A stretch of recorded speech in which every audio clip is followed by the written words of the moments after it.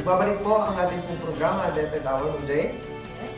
Kung saan kasama rin po natin sa ating studio ang ating bisita mula sa Philippine Dental Health Association Incorporated, Cabanatuan City Chapter o Cabanatuan City Nueva Ecija Chapter.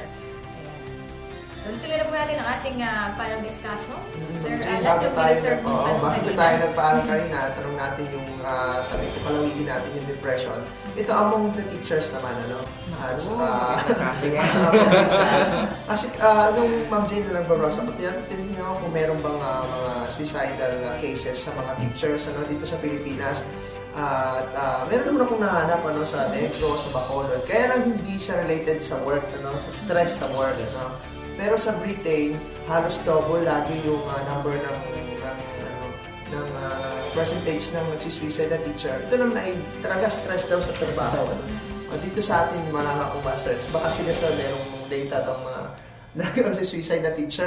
Actually, sir, dito sa Pilipinas, talaga mababa ang kaso sa suicide. At wala din kung masyadong nare-report tungkol sa kaso ng pagpapakamatay sa gulo. Maaaring may stress na, pero hindi kayang-kaya naman yun. So, yung nature po kasi ng ating teacher is that sobrang versatile po sila sa kahit anumang bagay. So, kaya kahit anuman yung problema pumupunta sa kanila, nasosolusyonan natin. So, ngayon wala pa po tayong reported case. Alam natin na tungkol po sa pagpapakamatay ng siguro. Pero may mga cases po, tulad po ng halimbawa, maiba na. Madagdag ko lang po din sa recently lang po ito nangyari na sa Pampanga po, may nagpakamatay ng karelasyon ng bata na tamaan. So, pareha silang lalaki. Pareha silang lalaki na nagpakamatay, pinahal yung sarili niya, tapos yung isa doon, pinag-uwi sa SM Pampanga. So, yun po. Bukod po doon, halimbawa, yung anak, yung sinisino si Secretary Angela Reyes, nagpakamatay sa tapat ng puntod ng kanyang mga magulang. So, bukod, ano naman po yun, mga issues naman. Pero sa mga teachers po, right now, wala po kami. Since walang suicide, halos walang suicide ka Ma'am Jay sa mga teachers, siguro depression meron. Matindi po yan. Discuss nga po sa yung depression sa teacher at paano nagpa-manifest yung depression sa mga teacher. Okay. Tungkol po sa depression sa mga teachers po, nakikita po kasi natin, meron po kasi tayong tinatawag na service sa Philippine Mental Health, which is the industrial testing, or mas commonly na alam po ng mga teacher is yung neuro exam po or neuro test.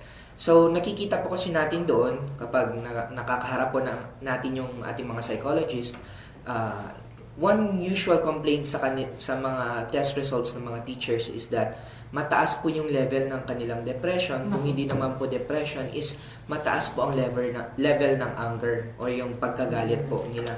So,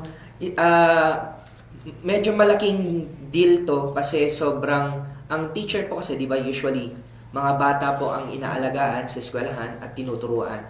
So, kung meron pong depression or kung hindi naman po is galit ang teacher, sobrang malaki po yun, malaking impact po ang mangyayari doon sa mga bata. Marami po yung tipong magkakaroon ng problema dahil po doon sa depression na yun, or kung hindi naman po is yung anger po nila. Minsan kasi sir, dagdag ko lang, minsan yung ibang teacher natin, alam nilang hawakan yung kanilang sarili kung paano maihahandle yung stress. Pero yung iba po, mararamdaman mo, makikita mo na minsan talaga nagtataas na sila ng boses, ganyan, lagi nagkagalit, tapos minsan nagdadabog-dabog din sa mga bata, tapos kagagalitin ng mga bata, bari-bari apo po, yan. So, yun po isa sa mga sintomas, pero hindi naman po ibig sabihin na magpapakamatay na ang isang guro, no? So, ayun po. Paano naman natin nalaman na natin, sir, halimbawa nga ay talagang depressed sila, paano natin ano yung may sasuggest natin na maaaring gawin ng mga kasama natin guro Ma'am Jane? Parang tayo, hindi naman base sa description nila, hindi pa naman tayo depressed. Anong maaaring yung gawin para naman matakasan yung ganung sitwasyon?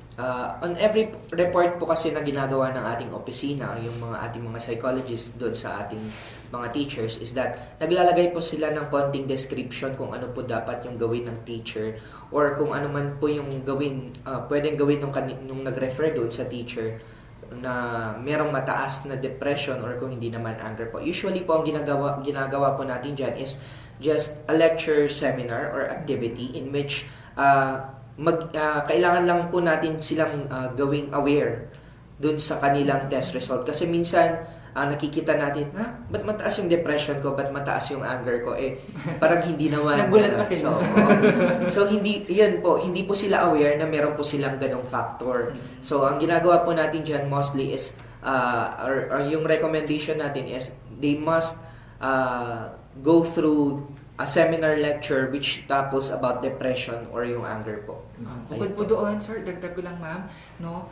Meron pong kinakandak ang associations ng workplace wellness workshop. So, ibig sabihin po noon, bibigay po ng training para po sa ating mga kliyente o mga guro particularly, na kung kailangan po nila ng susuporta para po ano ba yung mga kailangan naming malaman para matanggal yung stress namin.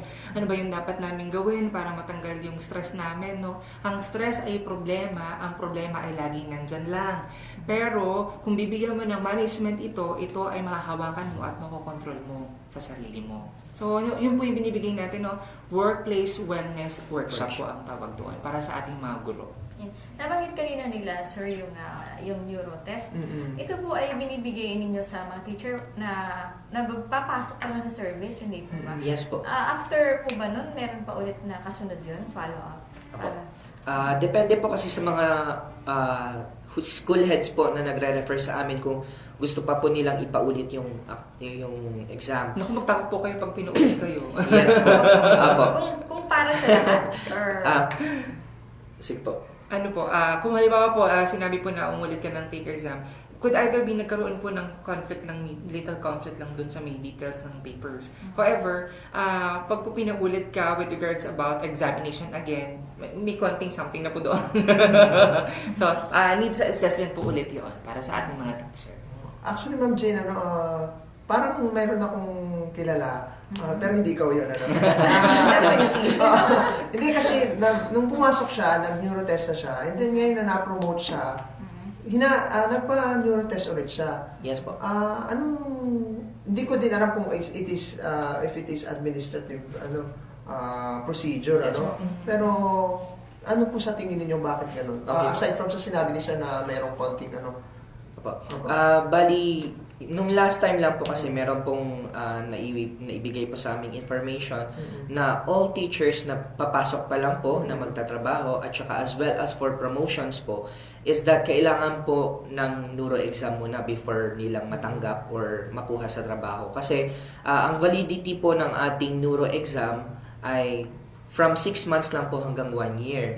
So, kung, for example, sa first take mo, meron kang depression or mataas ang depression mo, hindi po ibig sabihin yon na all throughout, mataas po ang depression natin. So, pwede pong magbago yun, depende kung ano po yung management na naibigay doon sa nag-test po ng neuro exam po natin. Ayun po. Pag bumagsak doon, ibig sabihin hindi matatanggap yun. Yung teacher, ganun ba? Actually po, hindi po bagsak ang tawag doon. Ang tawag po doon test, kapag test, kasi recommendation. bagsak Yes po. For Nagbibigay po resolution. ng yung mga psychologists po natin, nagbibigay po sila ng recommendations o comments kung ano po yung needs to develop doon po sa isang teacher. Kung may mga negative po na nakita doon, nakastate po yun yung needs to be developed. And kung ano po yung comment na ibibigay po ng ating psychologist for recommendations po ito. No? So, yun po ang... Depende po yun sa ating mga school heads kung kanilang i-approve yung recommendation para matanggap po nila yung kliyente or kung hindi naman po, better luck po siguro next time. I think Pero it's the decisions of the reservation. administration Yes po. kung i-accept po yun. Saka Ma'am Jane, napakahirap nung part ng test nung sa neurotest. Yung isa magdo-drawing na kasi Opo. ang tanong ko doon Hindi man hindi naman talaga siya innately magaling mag-drawing, tapos bumagsak dahil doon sa drawing. Ano ba ang sagot doon, sir? Yung sa drawing po, ang tinatawag po kasi natin doon is DAPT or Draw a Person Test. Yung test po kasi na yon is hindi po talaga yung as a whole na po yun. Hindi po yun yung hindi po doon magbabase yung psychologist kung ano po talaga yung gagawing result doon sa pasyente. Kumbaga, isa lang po yun sa one way kung paano niya, ano ba yung nakikita sa drawing, ano ba yung interpretation ng psychologist sa drawing nila. Mm. So kung talagang hindi naman po marunong mag-drawing, is that meron pa po tayong ibang test. Kasi 5 sets of exam po ang neuro exam po sa PMHA. So meron po tayong COPITS, meron po tayong RAVENS, meron pa tayong personal auto-analysis, DAPT, and I think yung isa RAVENS. Nabanggit ko na ba? Ayun po. Cockpits. So, ibig sabihin pa, bumagsak ko dun sa drawing na yon. Hindi po naman ibig sabihin. bagsak.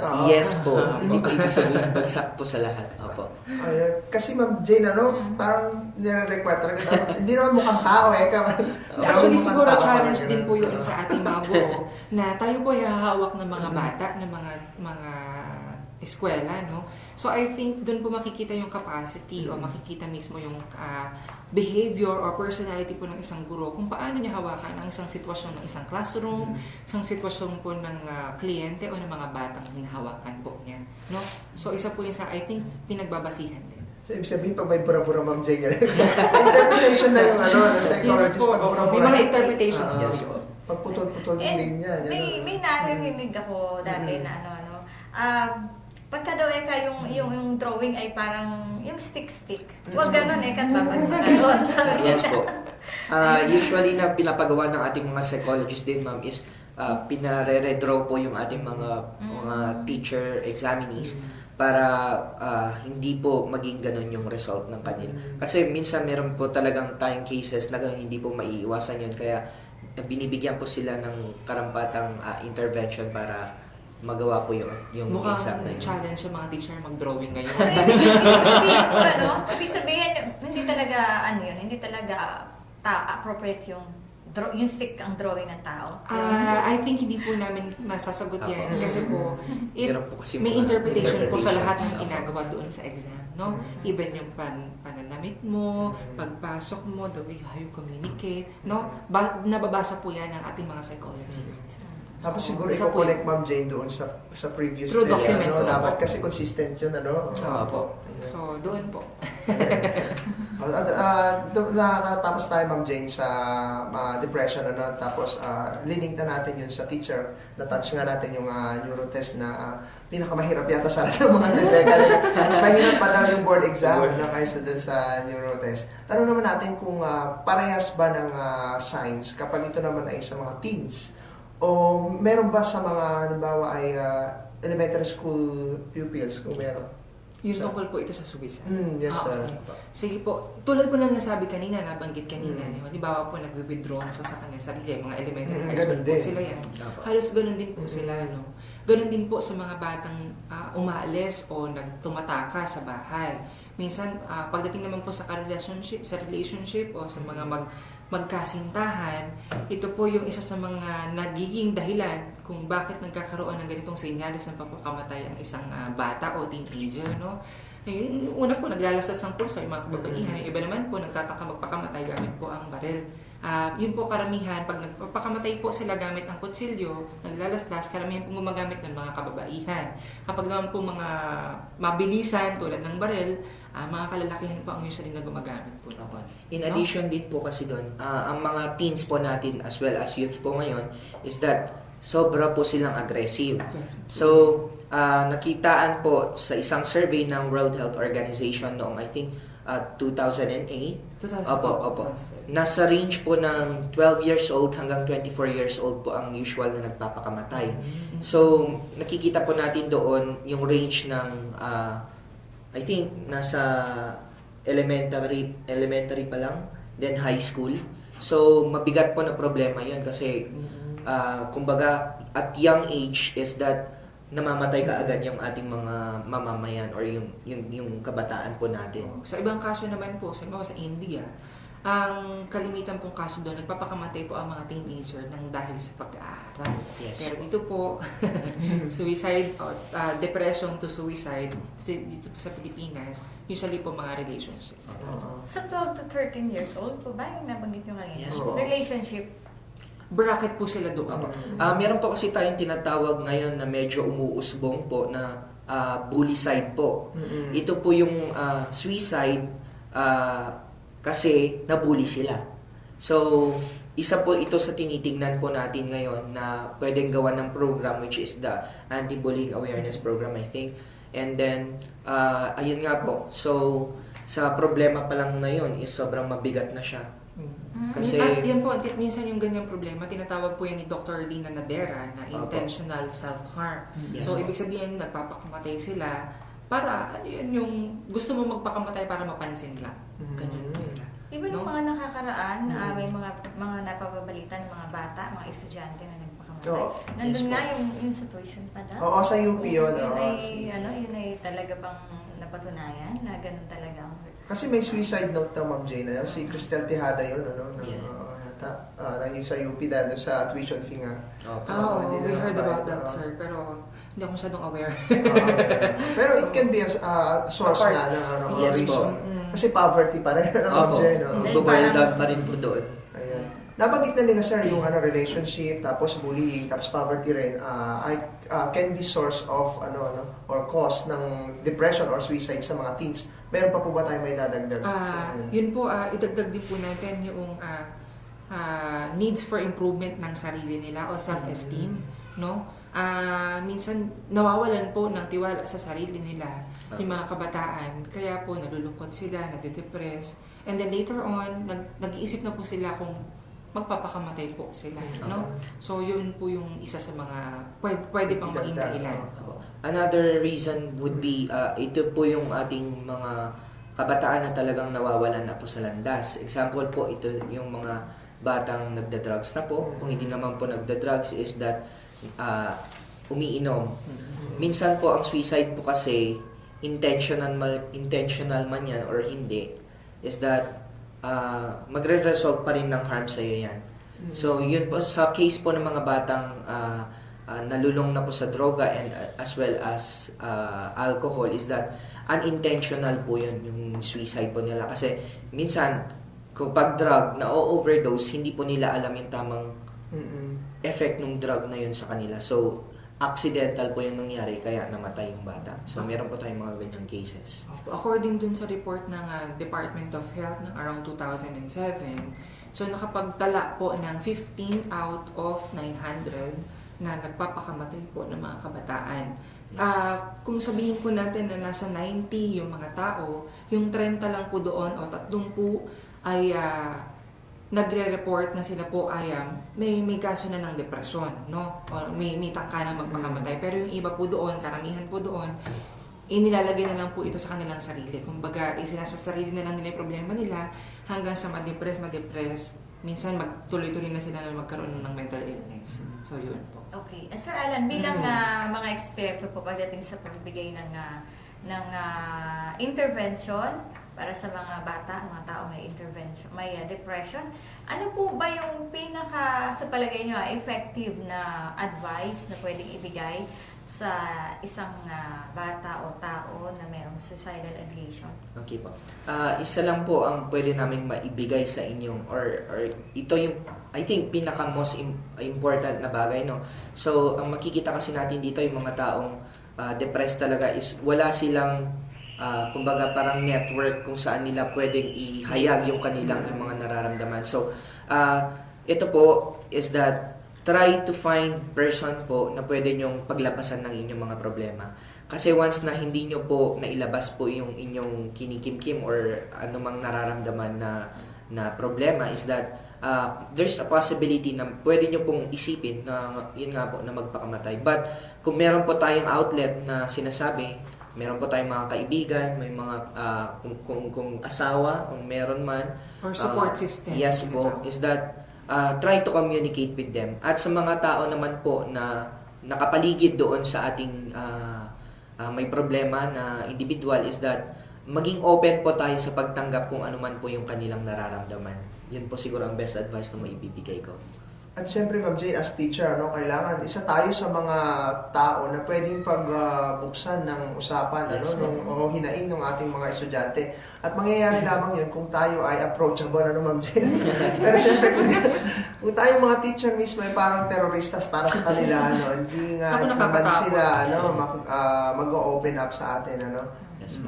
Ayun. So, yun ay may kinalaman na nga doon sa sinabi ni Sir. Yes po. Kailangan nakasupport system. Kasi madalas tayong kasama ng mga estudyante, Opo. more than their parents, Sa gabi lang sila, matutulog pa, Tapos tayo, isa din sa mga matindi pa kaysa sa kanilang mga magulang. Baka nga minsan, Tayo pa teacher.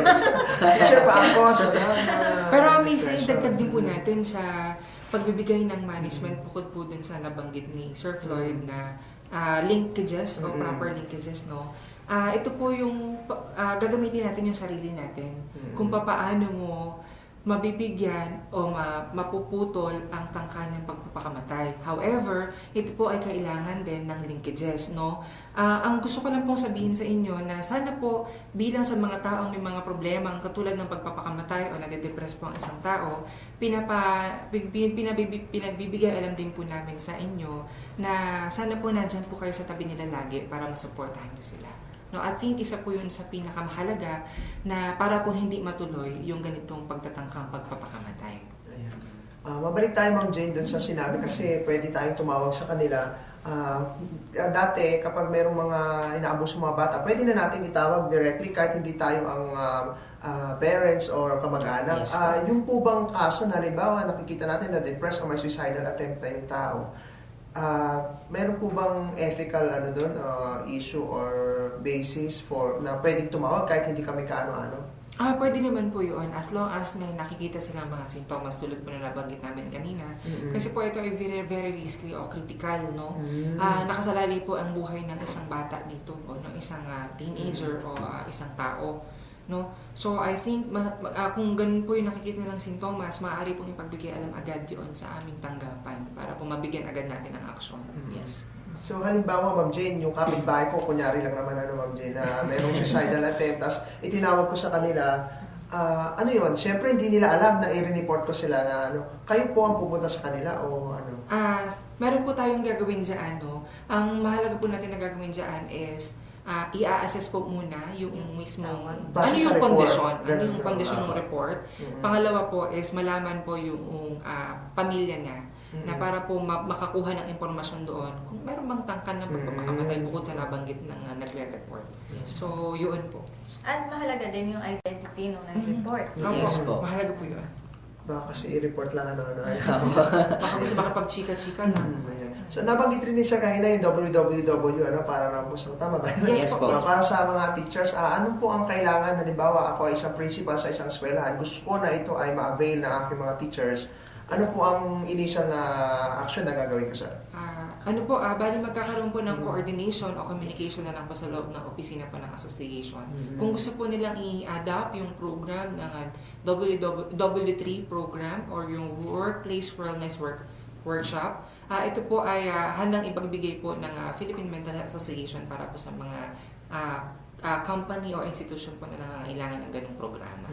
Pwede po siguro silang tumawag sa naibigay po kaninang landline namin as well as meron din po kasi kaming FB page, ma'am. So, hanapin nyo lang po ang aming FB page which is PMHA Cabanatuan City Nueva Ecija Chapter at mag-message po kayo doon kung gusto nyo pong i-avail yung W3 po or yung Workplace Wellness Workshop.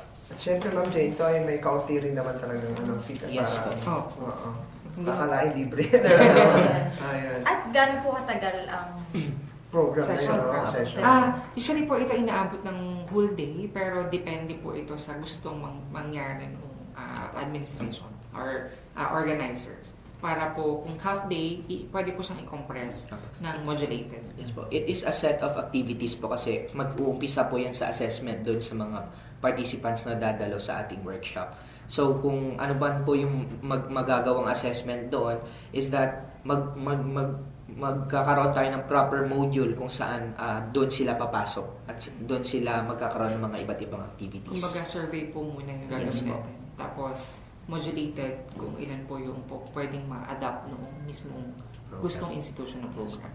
So, ibig sabihin po, yung sa assessment, kung halimbawa 1,000 student, i-assess na yung 1,000 student. Paano po? Yung Yung W3 po ito. Yes, At least sa workplace lang yan. Yes po. Sa mga teachers. Ang target po kasi natin dito is yung mga working individuals po, ma'am. Individuals Yes lang po. yan. working individual. Kung sa mga bata naman po ma'am is that meron po kaming tinatawag na program which is the Youth Life Enrichment Program po. So kapag meron po tayong tinatawag na lusog isip ng kabataan para sa elementary, as well as PIAM or Progressive Youth Advocates on Mental Health para sa mga colleges and universities. Meron na po natin. ba kayong link sa inyong institution, Yes, department? Sa amin dati kasi naging ano ko ng link. Opo. Wow.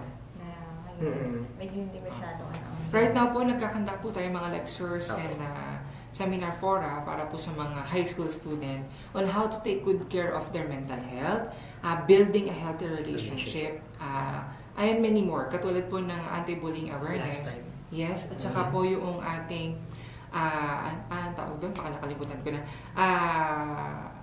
Sorry po, awareness po para sa ating kalusugan ng pagkakaroon po ng healthy habits sa pag-aaral. Ayun. Ayan. Ayan.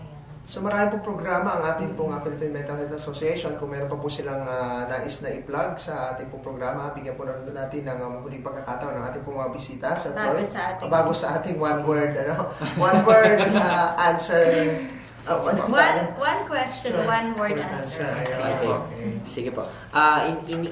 Meron po kasi tayong mga activities this coming October po. So, as of now pa lang po, early as September, iniimbita po namin kayo sa aming magaganap na National Mental Health Week celebration as well as World Health Mental Day celebration po. So, magaganap po ito from October 6 hanggang 11 po, and yung World Mental Health Day is on October 10 po. So, ang activities na included po natin dyan is that meron po tayong stakeholders conference po kung saan ang team po kasi natin for this year is living with schizophrenia po. So, magpo-focus po tayo ngayon sa mga taong merong schizophrenia or yung tinatawag nilang baliw na po talaga.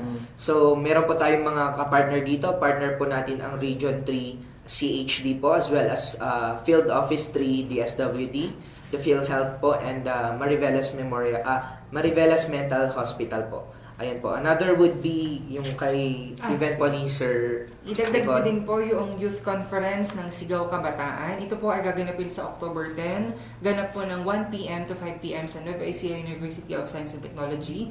Ito po ay gagawin o pagsisimulaan po ng mga mag-aaral mula po sa high school at college. Mula po sa Link Club at saka po sa PM Club. So sila po ay magkakaroon ng 3 bahagi ng kompetisyon. Ito po ay magkakaroon ng poster making competition. Ang tema po dito ay Healthy Minds, Healthy Communities para po sa high school level. Para naman po sa college level o category, One Community Against Human Trafficking.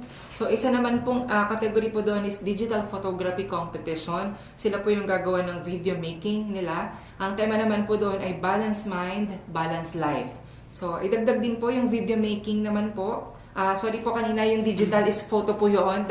Clear ko lang po. Yung video po ngayon ay mga video making naman po. Ang tema naman po dito ay There is no health without mental health. So, yun po yung programa para po sa kabataan. Another would be is magra-run throughout the week is that yung ating film showing which is Mga Anino ng Kahapon po. Ito po ay isang story kung saan ang bida po ay si Miss Agot Isidro and TJ Trinidad regarding kung ano po talaga ang schizophrenia at paano po ito i-manage. So, magra-run po yan sa NE Pacific Mall. So, for scheduling po, just call out po sa aming landline or kung hindi naman po sa aming FB page, mag-message lang po kayo. And lastly po, meron po tayong free mental health consultation on October 11 po. So, mangyayari po yan ng alas 8 hanggang alas 3 ng hapon. So, free consultation po ito with free medication para sa mga taong yun nga po, nakikita po natin na merong problema sa pangkaisipan. Kahit sino po pwedeng pumunta doon, Yes, bahagi po ito ng Region 3 activity.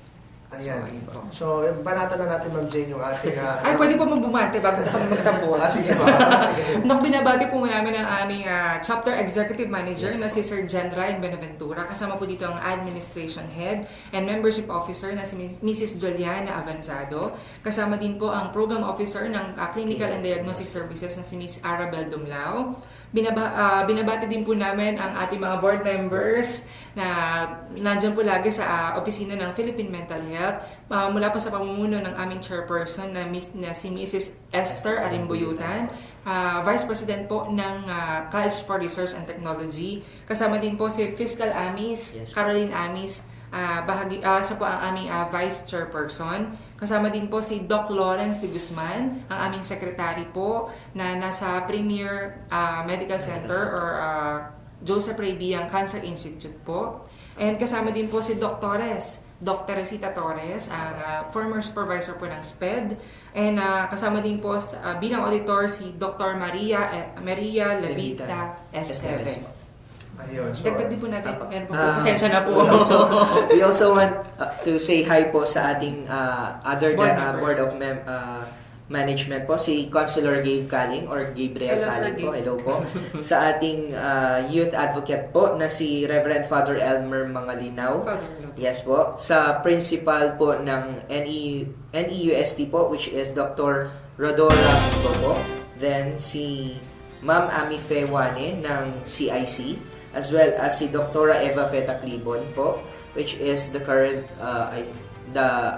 supervisor in Araling Panlipunan. But not the Lisel. Yes po.